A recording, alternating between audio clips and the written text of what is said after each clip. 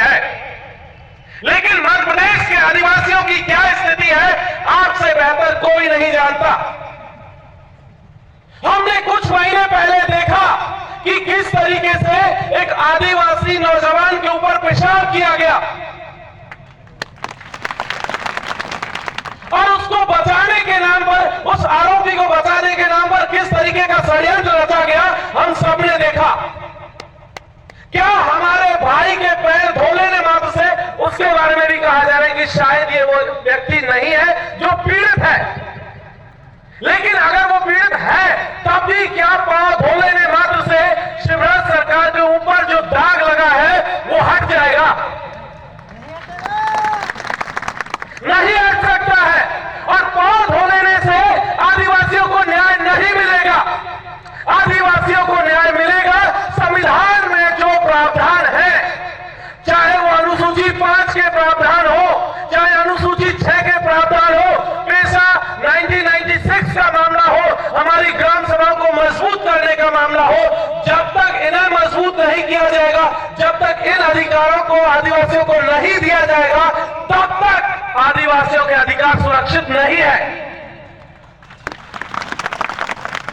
साथियों, यह समझना बहुत जरूरी है कि यही वो मध्य प्रदेश है जहां यह कहा गया कि वन अधिकार अधिनियम 2006 के तहत जमीनों पर आदिवासियों को पट्टे दिए जाएंगे। लेकिन आज मध्य प्रदेश के आदिवासियों की क्या स्थिति है? सबसे ज्यादा भूमिहीन आदिवासी इसी मध्य प्रदेश के भीतर है। सबसे ज्यादा भूमिहीन इसी मध्य प्रदेश के भीतर है। और अगर पूरा का पूरा रिकॉर्ड उठा करके आप देखेंगे तो पता चलेगा कि जो एनसीआरबी की रिपोर्ट है, नेशनल क्राइम रिकॉर्ड ब्यूरो का जो डेटा कहता है, वो कहता है कि मध्य प्रदेश के आदिवासियों पर सबसे ज्यादा अत्याचार इस मध्य प्रदेश की बीजेपी और जो शिवराज सिंह सरकार है उसने किया है। तो जब हम लोग अधिकारों के लिए यहाँ एकजुट हुए हैं, इकट्ठे हुए हैं, तो हमें समझना होगा कि हमारे सामने चुनौती किस तरीके की है। अभी साथी यह बात कर रहे थे कि दिल्ली से लेकर बॉम्बे तक एक रोड बन रही है। उन्होंने कहा कि आदिवासियों के पास क्या इतना पैसा है? ये सच है कि हमारे पास पैसा नहीं है, लेकिन यह भी सच है कि हमारे पास हमारी जमीन है जिसको लगातार उस हाईवे के नाम पर छीना गया। क्या वो हाईवे किसी और की जमीन पर बना है या आदिवासियों की जमीन पर बना है? आप बता दीजिए।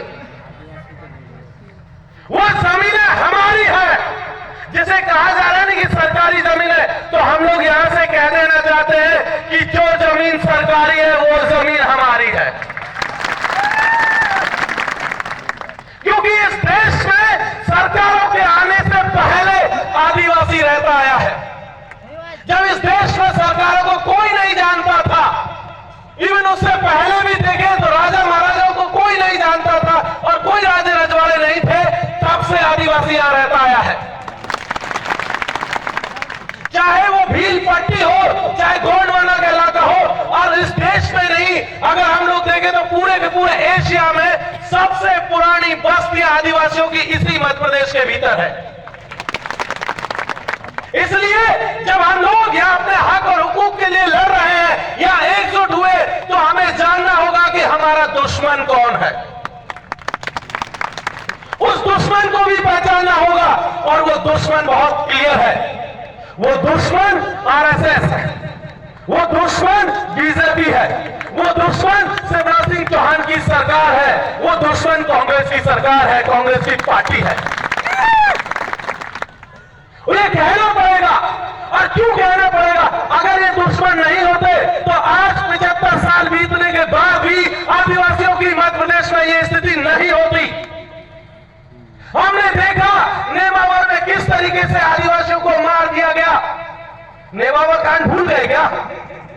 सब जानते हैं नेमावर में आदिवासियों के साथ क्या हुआ। हम सब रोज आए दिन ये देखते हैं कि किस तरीके से हमारे भाइयों को, हमारी बहनों को, हमारे माताओं को, हमारे बुजुर्गों को, हमारे नौजवान साथियों को लगातार प्रताड़ित किया जाता रहा है प्रशासन की तरफ से।